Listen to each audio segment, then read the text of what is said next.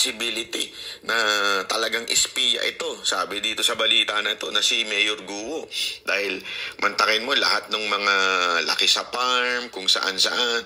Tapos mantakin mo BIP. Ngayon ito. Kaya nga, BIP ng gobyerno BIP ni ang Marcos isang ito ngayon. fugitive. Sino? Abalos. Si Marbil. Grabe mga selfie-selfiehan nila dyan. Fugitive na rin tawag natin kay Gu. Kasi tawag niya kay Pastor, fugitive din. Kung kanino ba siyang custody? Sa Senate, Pinag-agawan ang sa fugitive. immigration, nagsalita na rin si Boying Rimulya, o sa kapulisan o sa korte, di ba? Alam mo, yan ang usapan ngayon, kung bakit pinag-aagawan mo siya. Pinag-aagawan ba siya para sa reward? Naku, hindi natin alam. Para sa Hindi, pira. kasi kung ikaw ay, bakit ka naman pag-aagawan? Abala pa yan sa departamento mo. Di Kaya ba? nga. Bakit pa ninyo pag-aagaw-agawan yan? May benepisyo. Hindi natin alam kung benepisyo na yun ay monetary o yung benepisyo na yun ay benepisyo maka-epal sa social media, maka-epal sa taong bayan. Pero definitely there is a benefit why si Alice Guo ay pinag-aagawan sa iba't ibang departamento ng ating bayan. Mula sa immigration, nagsalita hapon yung immigration. Gusto nila sa kanila daw dapat. Kasi hindi daw available sa kanila. Tsaka sila daw ang talagang may kaso dyan. Yung korte naman may kaso rin dyan. Hindi rin available. Alam ko, hindi available pala yung isa. Pero ang sinasabi parang ayaw mag-bail dahil pag nag-bail siya mapupunta siya sa Senate. So, yung Senate naman, si Ontiveros, gustong-gusto din, piyestang-piyesta rin to si Ontiveros. Gustong-gusto niya rin na makuha itong si Mayor Guo. Hindi natin alam kung ano ba ang benepisyo nito. May hinahabol yan, ang mga yan. Hindi, isipin niya. Mukhang perang mga yan. Ito, question lang. Is there a possibility na kung ito ay talagang Chinese spy, Chinese spy nga daw si Alice Guo. Tutubusin siya ng China. Kasi kung siya ay spy ng China, ikaw bilang Chinese government, ayaw mo na mabuking itong si Mayor Guo. Gagawin mo ang lahat ng bagay para makuha mo yung bata mo, di ba? Bata niya yan. Kung yung totoo yung sinasabi ni Lacson, bata ng China ito si Mayor Guo. So, ibig sabihin, gagawin ng lahat ng kakayanan ng China para makuha itong si Mayor, di ba? So ano ibig sabihin nun? Maaaring may kapalit. May kapalit. Na pera. Kaya pala. Hindi natin alam. May kapalit na pabor. Hindi natin sure yan kung ano mangyayaring pabor dyan. O baka naman may kapalit na mas matinding, alam mo na, benepisyo tulad ng libreng island. Alam mo naman, itong libreng dagat na lahat ng island. Hindi natin alam, di ba? O baka naman talagang may matinding benepisyo lang pag public opinion. Kasi alam naman natin, ang tindi ng batikos ngayon dito kay Mayor Guo. So, nag-aagawan sila ng publicity, di ba? Nag-aagawan sila ng kung sino ba ang matikas. Kaya nga mantakin mo, yung ito lang naramdaman ko kasi kahapon, nagsalita si Boying. Kasi sinasabi niya dapat sa custody nila. Feeling ko lang naman ito. Na-bypass siya doon sa hinuli si Mayor Guo sa ibang bansa. Bakit kanyo? Na-bypass ni Abalos. NBI under DOJ. Operation yun ng immigration under DOJ also. Tapos ang pumapel doon si Abalos at si Marbil. Nawala naman silang papel, di ba? Kaya nga. Kasi bakit? May tao naman ang immigration. May authority ng immigration Pwede silang di ba? Sila nga dapat bakit si Abalos at saka si pumapel? Ang mga ipal. Kita nyo ngayon. Tapos grabe Abalos, sobrang ipal. Ito huwag tayong lokohin ni Abalos. Napakarami naman niyang kaibigan mayaman. Mantakin mo. Kesyo daw nagpahiram yung kaibigan niya ng eroplano para lang sunduin si Mayor Guo. Lukuhin pantaong bayan. Abalos to, hindi. Ginawa niya rin ito kay Pastor Kibuloy. May kaibigan na naman siya. Ang dami niyang kaibigan na nag-donate ng may 10 million. Na siya na nagbigay ng bounty na 10 million Kaya nga. Para lang mahuli si Pastor Kibuloy na ngayon pinag-aagawan ngayon kung sinong kakukuha nung 10 million reward money na yun. So ibig sabihin, ang dami niyang kaibigan na mayayaman talaga. Abalo siya. Sana hindi totoo, ang dami niyang kaibigan mayayaman na tila interesado sa politika sa Pilipinas. Di ba? Mantakin mo yan, ha? If there is one conclusion na we can conclude on this, habang lahat pinag-iimbestigahan pa, isang bagay lang, sobrang VIP ni Mayor Guo. Yes. Ibig sabihin, meron talaga itong matinding karampatang biyaya, biyaya kung nasayo si Mayor Guo, di ba? VIP para sa biyaya. A live report ni Mean Corvera. Mean.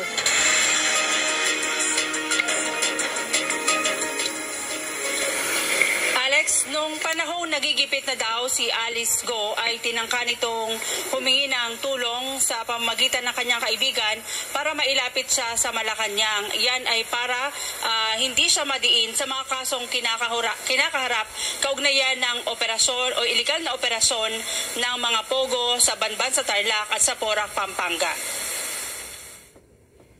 Ibinunyag ni dating Senador Ping Lacson na tinangka ni dating Banban Tarlac Mayor Alice Go na lumapit sa First Family. Ayon kay Lacson, isa sa kaibigan niyang Filipino-Chinese trader ang nilapitan ni Go at nakiusap na ilakad siya sa First Family kabilang na kay Pangulong Ferdinand Marcos Jr. Nag-alok 1 billion. Isang common friend niyang nilapitan ni Go at nakiusap sa kanyang kaibigan trader noong panahon na iipit na siya at nagtatago na. Nag-alok niyang dating alkalde ng 1 bilyong piso kapalit ng tulong para makalapit siya sa pamilya Marcos. Eto, 1 billion inalok kay Marcos. Natin ito, kasi alam nyo, kung 1 billion yung assuming it is true, kasi si Lacson na nagsabi nito, alam naman natin si Lacson, maraming connection yan. Assuming this is true, at 1 billion yung tipong ibibigay daw kay Marcos, kung para sa kanyang mga kaso at makalaya at paboran sa kanyang kaso, magkano kaya ang kanyang handang ibigay sa ibang mga opisyales na kinasuhan siya para sa kanyang kalayaan? 500 million. Siyempre, million yun. Hindi, sabihin na natin, baka sabihin nyo naman, siguro naman mas mababa sa presidente, 1 billion. O sabihin na natin, 500 million. Kasi 1 billion kay presidente. O 500 million. Alam mo, kaya ka nang ipanalo niyan bilang senador. Gago! Isang 500 million. Yeah? Ibig sabihin, bawat kaso kaya. Sa Senado kaya, tanongin natin, magkano kaya ang alok? Para siya ay, kasi alam mo, ganito yan style yan style yan ng mga politiko, tulad ng isa sa mga nangyari sa akin, di ba? Gigipitin ka ng todo-todo, kasi gigipitin ka, palalabasin masama kang tao, gigipitin ka. Tapos, gusto mo, tigilan natin tong gipitan na to. Kaya nga. Ito ang kondisyon. Alokin ka ng pera. Diba? Ang tawag dyan, ginagawa yan sa ng mga vlogger na tanso, Yung attack, collect, diba? Defend and collect. Yung ACDC na tinatawag.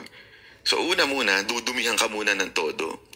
Pag dumi sa'yo ng todo, tsaka sa'yo sasabi, lalapit sa'yo, gusto mo itigil na namin to. Gusto mo? Kaya yan. Gusto mo, pasundo pa kita ng private jet.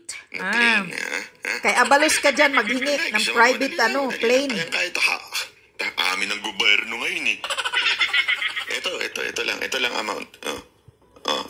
Hindi ko sinasabing ginawa yan pero posible ba?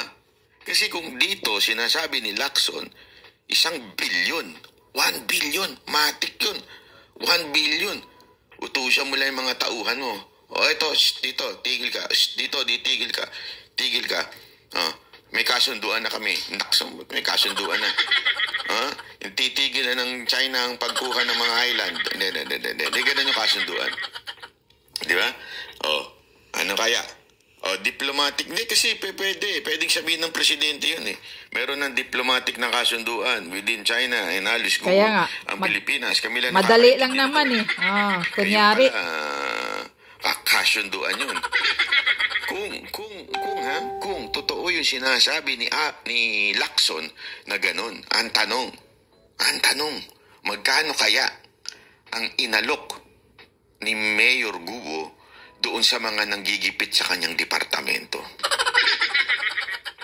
Tanong lang natin. Kasi hindi imposible, di ba? Kung dito Ay, mga mukhang pera ang gobyerno. Pira lang ang katapat. Hindi imposible, di ba?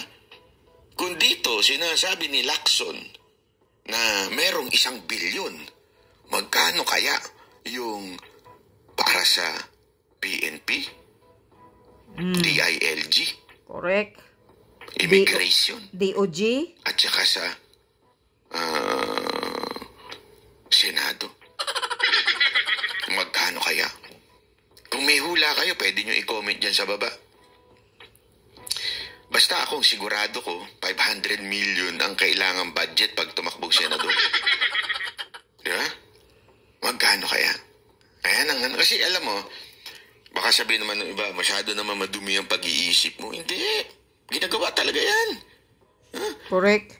Ito, hindi naman sinasabing idadrop yung case agad-agad eh. Una-una, tatanggalin mo na yan sa public eye. Diba? Kasi ngayon, mainit Tatahimik yung muna. mga media dyan eh. Hindi natin alam, baka yung media umi-ACDC din. Gusto mo itigil? Madali lang yan. Pwede, possible din yun. Alam naman natin na mga media ngayon, bayaran eh.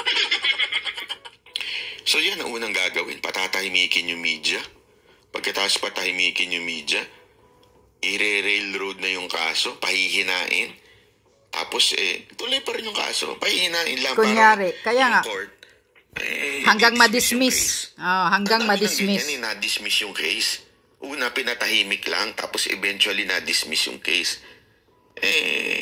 Siyempre, kung yung mag-uusig sa'yo, sasabihin, wag mo masyadong anuhin mo, pabayaan mo, gawin mo mali-mali yung evidence. Siyempre, yung korte, no choice. Diba? The court will dismiss it dahil mahina yung kaso. Pwede kayang gawin yan. Naku, posible yung lahat ng mga bagay ngayon. Gawin lalo yan. sa gobyernong to. Para pira-pira lang. Tuloy natin, Ganyan. Ang tanong kasi dito, meron bang ebidensya? Si Lacson. Baka naman gusto lang niyang umepal. Hindi kasi, isipin natin ang lahat ng anggulo. Diba? Lawakan natin ang isip natin. Hindi kaya ginagamit lang ni Lacson ito para makatakbo siyang senador? Alam naman natin, it's a celebrity case, ika nga eh. So pwede kaya na ginagamit niya lang ito para siya naman na makakuha ng publicity. Diba? Hindi rin natin sure. Kaya tingnan natin, may ebidensya ba si Ping Lacson? Pasok. Nung una, hindi anya siya naniniwala, pero naglabas ito ng ebidensya. Sabi ng senador, Hindi daw naniniwala si Lacson noong una, pero naglabas daw ng ebidensya yung kaibigan niya. So, ibig sabihin, may hawak na ebidensya si Lacson na totoong nag-alok ng 1 bilyon. Walang sinabi dyan si Lacson na tinanggihan ba? Ano ba? Tingnan natin. Baka mamaya bandang dulo sabihin Tingnan natin, rin ang pinagbatayan niya sa panawagan sa gobyerno na liliman pa ang investigasyon laban kay Guo na tinuturing niyang sinanay na foreign spy dahil sa mga koneksyon nito. Talaga palang totoo yung mga nasa Netflix, yung mga spy magaganda, no? Diba? Kasi para makadeceive. Hindi natin alam, hindi ako mahilig sa ganyang klaseng beauty. Pero, kita mo naman. Hindi kasi, alam mo, meron talaga minsan sa video, sa picture, sa TV, hindi ganun kagandahan.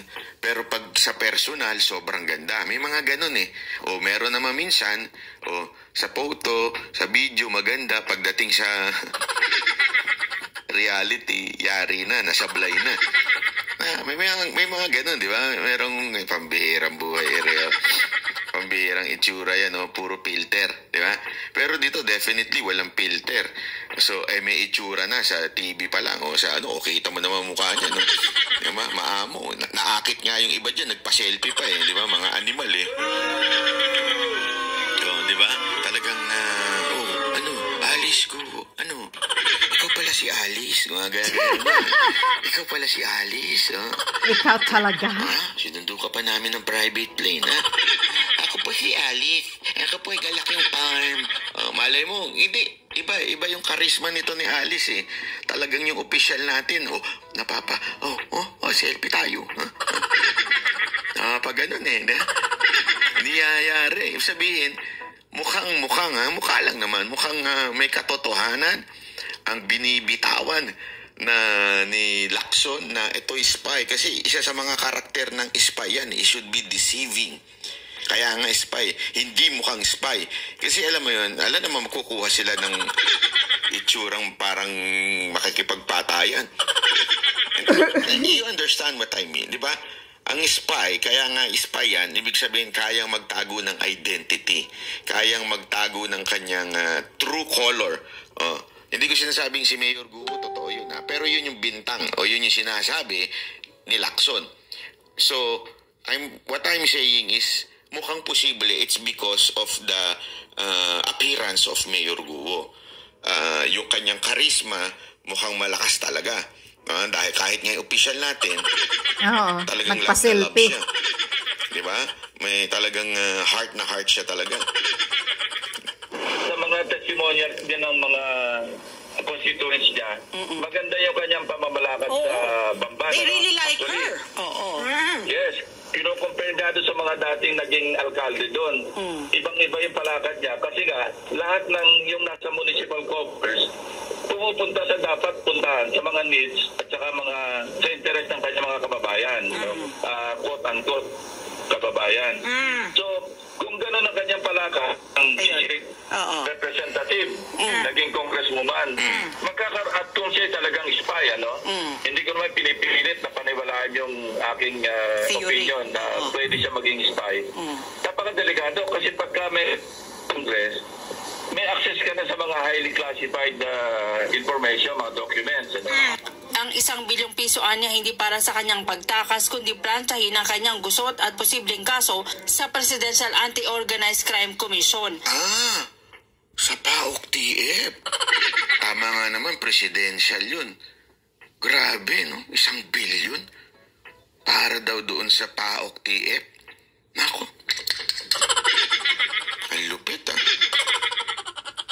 Kaya pala tutok na tutok si PAOK TF. Diyan, Grabe, grabe. Naku. Ayoko. Iba naiisip ko. Kasi baka mamaya tumanggi yung hindi natin alam. Sabi siguro. 1 bilyon lang. May kasamang 1 gabi din. Walang ganun. Overnight din kasama. 1 bilyon at overnight. Hindi ko alam pero... Ganun ba? Ano kaya ang katotohanan dito? Para talaga maakit ang gobyerno ng Pilipinas. Pero hindi na ipinarating ng Filipino-Chinese trader ang mensahe. Ayun. Sabi ni Lacson sa intelligence ko. Hindi naman daw pinarating. Ikaw talaga, Ikaw talaga dumi ng isip mo, Gago! Ano kasi pinanonood nyo, kasi huwag kayo masyado nanonood ng mga hab-hab-hab dyan. Isama siguro sa kanilang essential elements at laliman pa ang kanilang ginagawang background check. At nandun ka, mataas na yung security clearance mo. So delikado yun. Kung nag-work na sa foreign government, medyo hindi sa national security natin kung gano'n na mangyayari. At hindi lang yun, baka mamaya dumating panahon, ito, far out na ito, pero hypothetically, in the realm of possibilities, dahil nagawa niya yung mas mahirap gawin, na mameki ng dokumento para mahalal, bilang punong bayan, baka dumating araw, ma-appoint pa siyang, halimbawa, maging senador pa, tapos ma-appoint ngayon na Defense Secretary, o National Security, patay na tayo. Naniniwala naman si Lacson na kung gagamitin ang mga bagong batas ng Anti-Money Laundering Council, maaring makonvict si Go at mga kasabwat nito ng hanggang 40 taong pagkakabilanggo. 40 years. Yung vulnerability yung weakness ng ating system, hindi lamang sa yung sa banking system, hindi lamang doon, kundi yung sa PSA, yung DFA, di ba? Filipino citizen, by Marami fraud. nakakakuha ng mga passport ng mga Chinese Filipino passport. Correct. So expose talaga yung weakness ng ating sistema rito. So dapat maging aral na ito sa ating mga institusyon. Nagpapakita lang na bulok ang sistema ng Pilipinas. Yung mga security measures. Kasi pinaikutan na lang tayo ng lalo yung mga galing sa China na gusto magnegosyo rito. Ibinunag naman ni Senador Jingo Estrada na isang Chinese national na boss ng mga Pogo ang tumulong kay Go at mga kapatid para makalabas ng bansa. Kasalukuyan na nasa Taiwan ang naturang dayuhan na may hawak na 5 iba't ibang uri ng pasaporte. Ito rin ang business partner ni Alice Go batay sa mga dokumento na nakuha ng PAOK sa niraid na Pogo Hub sa Bamban, Tarlac. Nang tanungin ko ang Chinese national na si Wang Ziyang ang tinutukoy ni Estrada, sabi ng senador, malamang. Pero bahala na raw ang chairman ng komite na nag-iimbestiga kung isa sa publiko ang pangalan ng dayuhan. Na if you remember, ang sabi ni Alice Go, yun daw nag-facilitate nung kanyang pagtakas, sinabihan daw niya ng hindi magandang salita. So I asked her, kung sinabihan mo siya ng hindi magandang salita, bakit siya nagpatakas sa'yo? Ba't siya nagpahiram ng yate sa'yo? So ang aking conclusion doon, malamang siguro, kaya siguro itinaka si Alice Go papunta sa ibang bansa, baka ikanta niya ito nag-facilitate ng kanyang pagtakas. Alam mo, ito ang daming lumalabas ngayon sa TikTok na dinadawit si Bongo kasi nga medyo katunog pangalan, Chinese na sandali lang wag masyado madumi isip ninyo.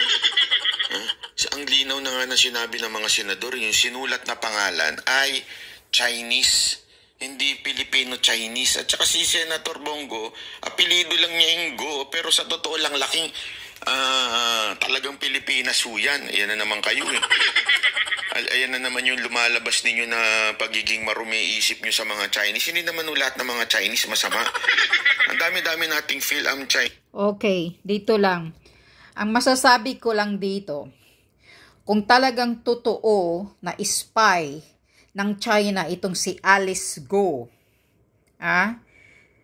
at nakagawa pa ng mga piki, na mga birth certificate, passport, na Pilipino siya.